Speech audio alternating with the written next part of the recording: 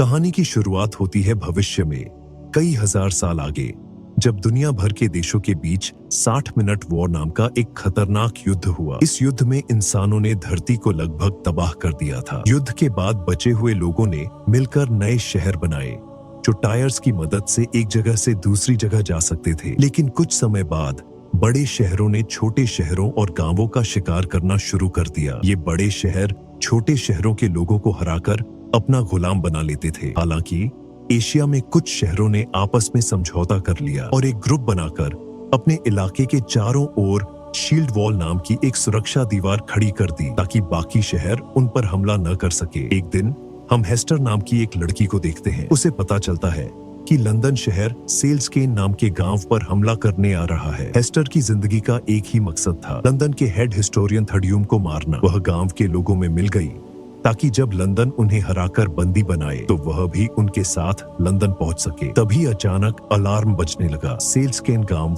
London के हमले से बचने के लिए अपनी जगह से भागने लगा। अंदर मौजूद लोगों में अफरा तफरी मच गई, जबकि दूसरी ओर लंदन के लोग इस शिकार को देखकर खुश थे। सेल्सकेन पूरी ताकत से भागने की कोशिश कर रहा था, लेकिन लंदन उससे तेज और ताकतवर था। तब गांव के ड्राइवर्स ने अनाज और अन्य सामान जमीन पर गिरा दिया ताकि भार कम हो जाए और वे तेजी से भाग सके। गांव अब एक खाई की तरफ बढ़ रहा था। खाई में गिरने से पहले उन्होंने दिशा बदल ली, लेकिन अचानक मुड़ने की वजह से कुछ पुर्जे और एक टायर टूटकर अलग हो गए। इसी दौरान लंदन ने अपना शिकंजा कस लिया। उन्होंने रस्सियों से गांव को पकड़ लिया और पूरा गांव अब लंदन शहर में समा गया। जब सेल्सकेन के लोग लंदन पहुंचे तो उन्हें अपने सभी इलेक्ट्रॉनिक डिवाइस गार्ड्स को सौंपने का आदेश मिला। इसी दौरान हम म्यूजियम में थडियम को देखते हैं। वहाँ स्मार्टफोन्स और टोस्टर्स जैसे इलेक्ट्रॉनिक डिवाइस भी प्रदर्शित थे। हेस्टर वहाँ हिस्टोरियन टॉम का इंतजार कर रही थी, जो हमेशा की तरह आज भी लेट था। टॉम भीड़ को चीरते हुए तेजी से म्यूजियम पहुंचा और फिर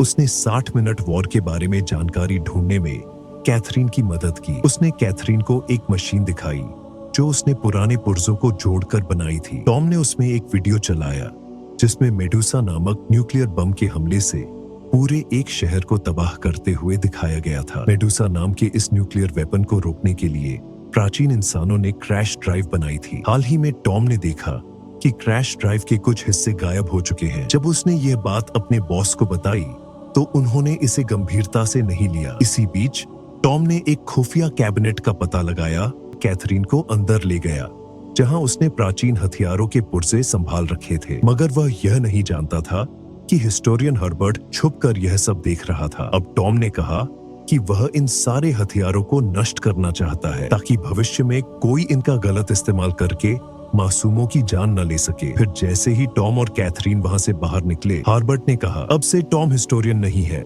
बल्कि उसे नीचे के लेवल्स पर जाकर साफ सफाई का काम करना होगा। हर्बर्ट जानता था कि इस वक्त बाहर बहुत भीड़ होगी और टॉम समय पर नहीं पहुंच पाएगा, जिससे उसे नौकरी से निकालने का मौका मिल जाएगा। मगर कैथरीन ने टॉम से कहा कि वह उसे वहां जल्द से जल्द पहुंचा सकती है। कैथरीन ने अपने वीआईपी पास का इस्तेमाल करके टॉम को खास एलिवेटर्स से अपने साथ ले गई। इस दौरान टॉम ने कहा, मुझे किसी भी हालत में निचले लेवल में जाकर नए कैदियों से इकट्ठा किए हुए डिवाइसेस चुराकर म्यूजियम में ले जाना होगा। अगर मैं समय से पहले वहां नहीं पहुंचा तो वर्कर्स उन्हें कूड़ेदान में फेंक देंगे और फिर उन्हें आग में जला दिया जाएगा। उधर निचले लेवल्स में सेल्जकन से मिले कैदियों की जांच करके उनके हथियार छीने जा रहे थे। हेस्टर बड़े आराम से आगे निकल गए क्योंकि उसने अपना चाकू कपड़ों में छुपा रखा था। टॉम जल्द ही कूड़ेदान तक पहुंचा और पुराने डिवाइसेस इकट्ठे करने लगा। तभी वहां थडियम से एक फ्यूजन इन्वर्टर सेल मिला। थडियम ने बताया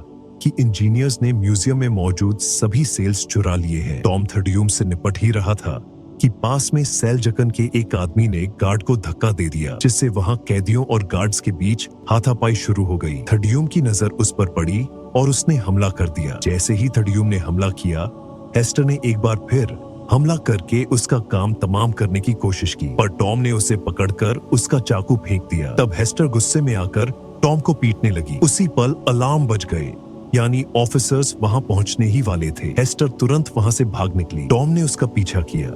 वह एक टूटे पुल से कूदकर दूसरी ओर गई तो टॉम भी उसके पीछे कूद गया। अब वे दोनों सेल्जकन गांव में आ चुके थे, जिसे बड़ी बड़ी मशीनों की मदद से तोड़ा और नष्ट किया जा रहा था। उन्हें बड़ी सावधानी से भारी भरकम मशीनों से बचकर भागना था। साथ ही एक के बाद एक बिल्डिंग्स नीचे गिर रही थीं। टॉम ने पूरा जोर लगाकर दरवाजा खोला और एक बार फिर से हेस्टर का पीछा करने लगा। इसी दौरान हेस्टर ने देखा कि सामने से थेडियस आ रहा है, तो वह उसी पल वापस मुड़ गई। अब वह पकड़े जाने से बचने के लिए कूड़ेदान के कुएं में कूद गई, लेकिन अचानक टॉम ने उसका हाथ पकड़कर उसे बचा लिया। तब हेस्टर ने टॉम से थेडियस की मां के बारे में पूछने को कहा और फिर वह हाथ छुड़ाकर कुएं में कूद गई। कुछ ही पलों में थेडियस को भी कुएं में धक्का दे दिया। जल्द ही कैथरीन और बाकी गार्ड्स भी वहां आ गए, पर थेडियस, उसकी मां और हेस्टर रेलिंग टूटने की वजह से नीचे गिर गए। उसी समय कैथरीन की नजर बेविस नाम के एक आदमी पर पड़ी, जो पहले से वहां छुपा हुआ था। खैर, अब कूड़ेदान के कुएं से सारा कूड़ा शहर से बाहर गिरता था, तो जाहिर है कि टॉम और हेस्टर भी वहीं गिरे होंगे। इसलिए उन्हें ढूंढने के लिए एरोप्लेन्स भेजे गए, मगर वह अपने मिशन में नाकामयाब रहे। असल में हेस्टर शहरों के चलने से बने ट्रैक पर छिपी हुई थी और उसने टॉम को पत्तों के नीचे छुपा दिया था। जब एरोप्लेन्स वापस चले गए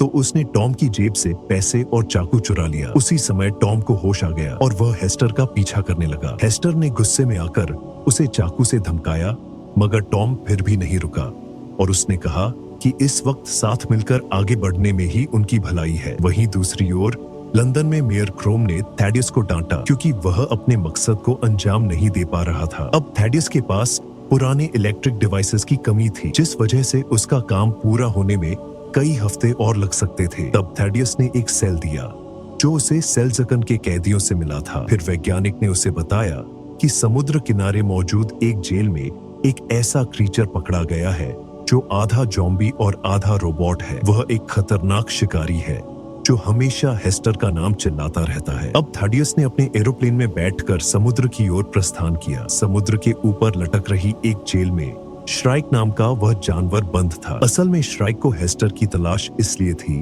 क्योंकि हेस्टर ने एक वादा तोड़ा था, जिस वजह से श्राइक उसे मारना चाहता था। थेडियस चाहता था कि श्राइक हेस्टर का पीछा करे, इसलिए उसने अपने एरोप्लेन से हमला करके जेल की जंजीरें तोड़ डाली ताकि जेल सीधा नीचे गिर जाए और श्राइक आजाद हो जाए। वहीं दूसरी ओर कैथरीन ने बेविस को ढूंढा और उससे पूछा कि आखिर हेस्टर और टॉम के साथ सच में क्या हुआ था। तब बेविस ने खुलासा किया कि थेडियस की योजना बहुत खतरनाक है। बेविस ने कहा कि कैथेड्रल में कोई एनर्जी प्रोजेक्ट नहीं चल रहा, बल्कि उसकी एड में किसी बड़ी साजिश की तैयारी हो रही है, लेकिन वह खुद सच तक नहीं पहुंच पाया क्योंकि कैथेड्रल के गार्ड्स उसे अंदर नहीं जाने देते थे। अब कैथरीन ने उसकी मदद करने की ठानी। कैथरीन ने बेविस की मदद करने का फैसला किया। उधर हेस्टर और टॉम आगे बढ़ रहे थे। हेस्टर ने टॉम को जिंदा रहने के लिए गंदा पानी पीना सिखाया। फिर उसने टॉम के साथ अपना खाना भी बांटा, लेकिन टॉम काफी घबरा गया क्योंकि यह खाना 1000 साल पुराना था। हेस्टर ने उसे समझाया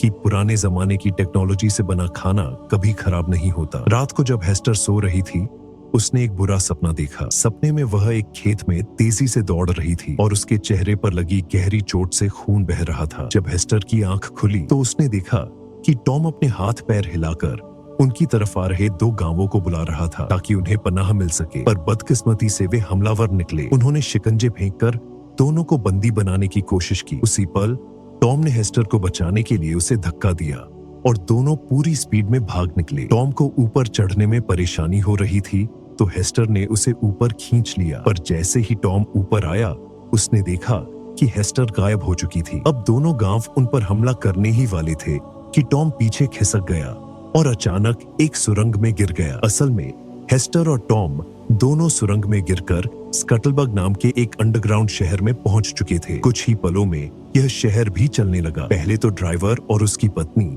उनके साथ अच्छे से पेश आए, लेकिन जल्द ही उन्होंने हेस्टर और टॉम को एक सेल में कैद कर दिया।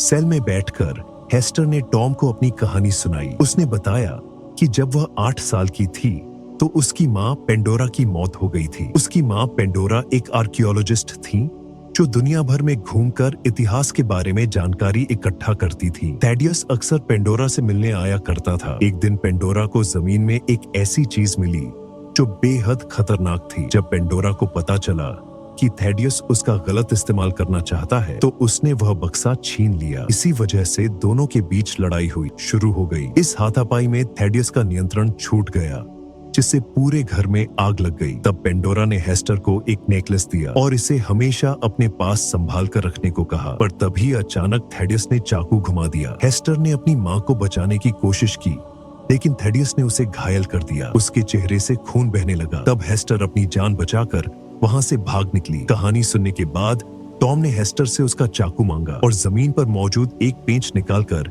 एक पट्टा खोल दिया। अब वे यहाँ से कूदकर अपनी जान बचा सकते थे, मगर हेस्टर की टांग में चोट लगी थी और वह इतनी नीचे नहीं कूद सकती थी। इसलिए उसने टॉम को अकेले कूद जाने को कहा, मगर टॉम ने उसे अकेला छोड़कर जाने से साफ मना कर दिया और फट्टा वापस बंद कर दिया। इसके बाद ड्राइवर और उसकी पत्नी उन्हें एक और गांव में ले गए, जहां वे उन्हें गुलाम के तौर पर बेचने वाले थे। जब बोली लगनी शुरू हुई तो एना नाम की एक मशहूर विद्रोही ने कहा कि वह हेस्टर को खरीदेगी, लेकिन बोली लगाने वाला आदमी जानता था कि एना के सिर पर बड़ा इनाम है, इसलिए उसने एना को कैद करने की कोशिश की। पर एना ने उसी वक्त उसके भेजे में गोली मार दी। इससे वहां की भीड़ और गार्ड्स में अफरा तफरी मच गई। एना अपनी ओर आने वाले हर आदमी को गोली मार रही थी। तब हेस्टर ने एक मरे हुए गार्ड की बंदूक उठाई और टॉम की जंजीरों पर गोली चलाकर उसे रिहा कर दिया। इसके बाद दोनों वहां से भाग निकले। उधर एना ने अपनी बंदूक को एक तलवार में बदल लिया और हमला करने वाले हर आदमी का बेरहमी से गला काटने लगी। उसके जूते में भी एक ब्लेड छिपा हुआ था, जिससे वह लातों के जरिए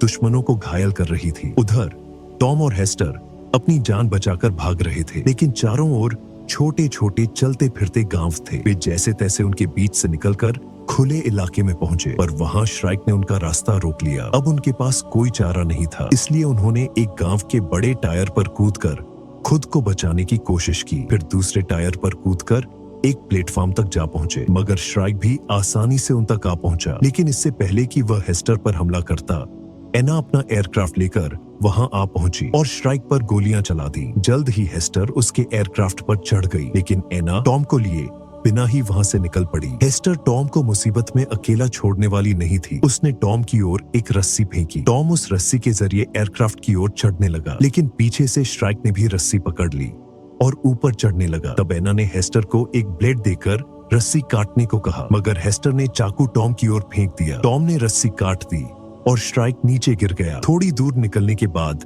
एना ने एयरक्राफ्ट को ऑटो पायलट मोड पर छोड़ दिया और हेस्टर के पास आई।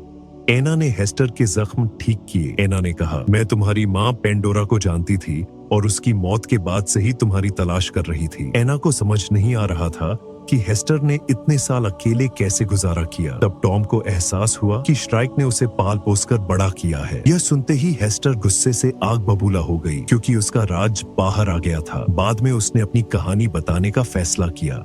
उसने कहा, मेरी माँ की मौत के बाद मैं अकेली दर बदर भटक रही थी और आखिरकार बेहोश हो गई। तब वह श्राइक से मिली, जिसने उसे पनाह दी और साथ ही उसका नेकलेस भी ले लिया। श्राइक की गाड़ी में कई डरावनी डॉल्स थीं। हेस्टर ने हिसाब लगाया कि श्राइक शायद खुद को पहचानने की कोशिश कर रहा है, क्योंकि उसने श्राइक के इंसानी रूप की तस्वीर देखी थी। श्राइक चाहता था कि हेस्टर भी उसकी तरह लोगों को अगवा करे। हेस्टर ने उससे वादा भी किया कि वे दोनों मिलकर यह काम करेंगे। लेकिन एक दिन जब हेस्टर को पता चला कि लंदन उनके करीब आ रहा है और उसमें थेडियस भी है, वह श्राइक को छोड़कर भाग निकली। इसी दिन से श्राइक हाथ धोकर हेस्टर को ढूंढ रहा है। कुछ घंटों बाद एना का एयरक्राफ्ट एयर हेवन पहुंचा, जो आसमान में बसा एक शहर था। यहाँ सरकार से नफरत करने वाले विद्रोहियों ने मिलकर एंटी ट्रैक्शन लीग बनाई थी। तब एना ने बताया कि पेंडोरा ने कोई रहस्यमय सच पता लगाया था। इस वजह से उसने एना से कहा था कि अगर उसे कुछ हो जाए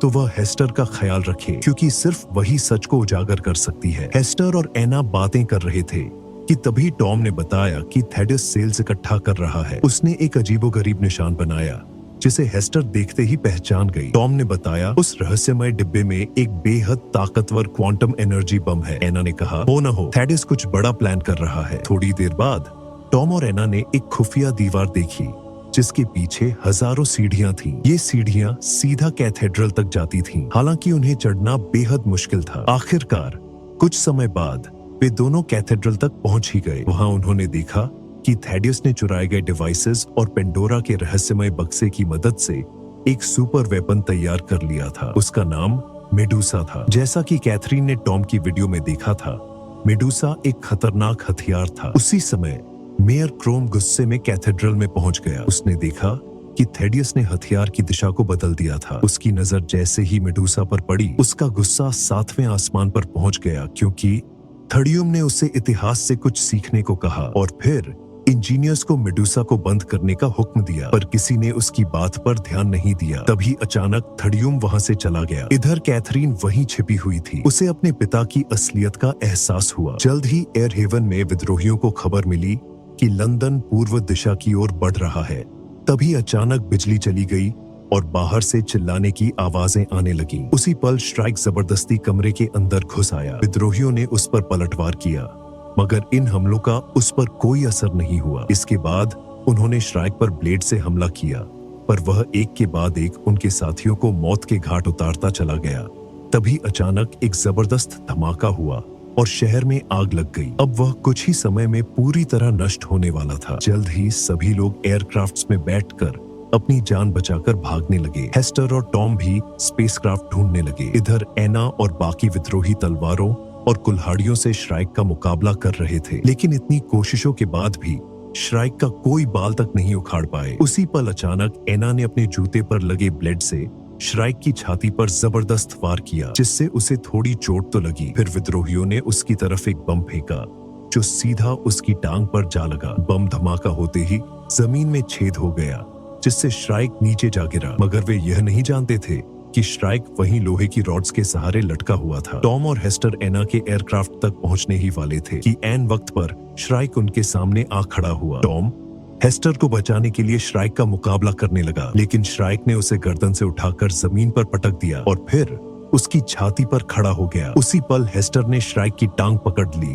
और उसे टॉम की जान की भीख मांगने लगी। हेस्टर के आंसू देखकर श्राइक हैरान हो गया। उसे एहसास हुआ कि हेस्टर टॉम से प्यार करती है। तभी जख्मी होने की वजह से अचानक श्राइक का सिस्टम फेल हो गया और वह घुटनों के बल आ गया। अंत में श्राइक ने हेस्टर को उसका नेकलेस लौटाया और उसे वादा पूरा न करने के लिए माफ कर दिया। फिर वह खुद ही खत्म हो गया। उसी वक्त एना अपना एयरक्राफ्ट लेकर उन्हें बचाने पहुंच गई और आखिरकार वे सब वहां से भाग निकले। इधर कुछ ही पलों में एयर हेवन शहर नीचे गिरकर धराशायी हो गया। अगले दिन उनका एयरक्राफ्ट शील्ड वॉल के बीच बने एक छेद के जरिए होकर शानगो नामक एक शहर में पहुंचा। ये ऐसा शहर था जो अब एक जगह थम गया था और बाकी शहरों की तरह इधर उधर नहीं जाता था। अब वे तीनों जल्द ही गवर्नर क्वान से मिले और उसे खबर दी कि लंदन उनकी ओर तेजी से बढ़ रहा है। एना ने कहा कि उन्हें पहले हमला बोल देना चाहिए, मगर टॉम इससे सहमत नहीं था, क्योंकि लंदन को तबाह करने से वहां रहने वाले आम लोग भी मारे जाएंगे। क्वान भी इससे सहमत था,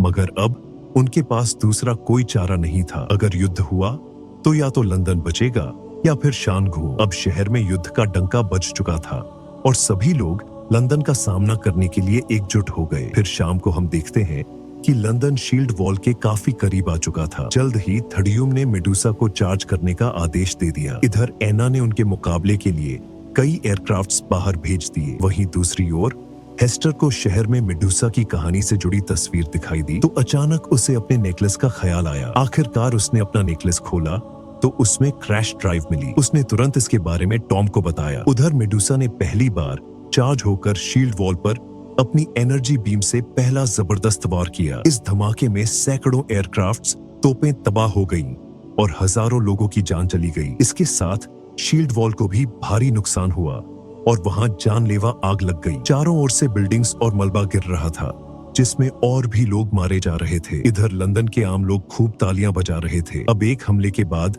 मेडुसा को कुछ मिनट चार्ज होने की जरूरत थी। हेस्टर और टॉम ने एना को बताया कि उन्हें खुद लंदन जाना होगा ताकि वे क्रैश ड्राइव की मदद से मेडुसा को बंद कर सके। अब एना उन्हें वहां ले जाने को तैयार हो गई और बाकी विद्रोहियों ने उन्हें चारों ओर से सुरक्षा देने का फैसला किया। जैसे ही वे लंदन के करीब पहुंचे, मेडुसा ने फिर से हमला कर दिया। एना और उसके साथी अपने एयरक्राफ्ट्स मोड़कर बच गए, मगर फिर भी उसकी ऊर्जा से उन्हें काफी नुकसान हुआ। इसके बाद विद्रोहियों ने अपने एयरक्राफ्ट्स से दुश्मनों का ध्यान भटकाया। इधर एना चुपके से अंधेरे में होती हुई आगे बढ़ रही थी। अब लंदन ने उस पर धुआंधार गोलियां बरसाईं तो विद्रोहियों ने भी वैसा ही किया। इससे लंदन की कुछ बिल्डिंग्स गिर गईं और भीड़ में हंगामा हो गया। जल्द ही एक रोशनी ने एना को ढूंढ लिया। एक विद्रोही उस रोशनी को खत्म करने के लिए आगे आया, मगर इससे पहले वह खुद जानलेवा हमले का शिकार हो गया। इसके बाद बाकी विद्रोहियों ने सभी हमलावरों का सामना किया ताकि एना सुरक्षित कैथेड्रल तक पहुंच सके, मगर इस तरह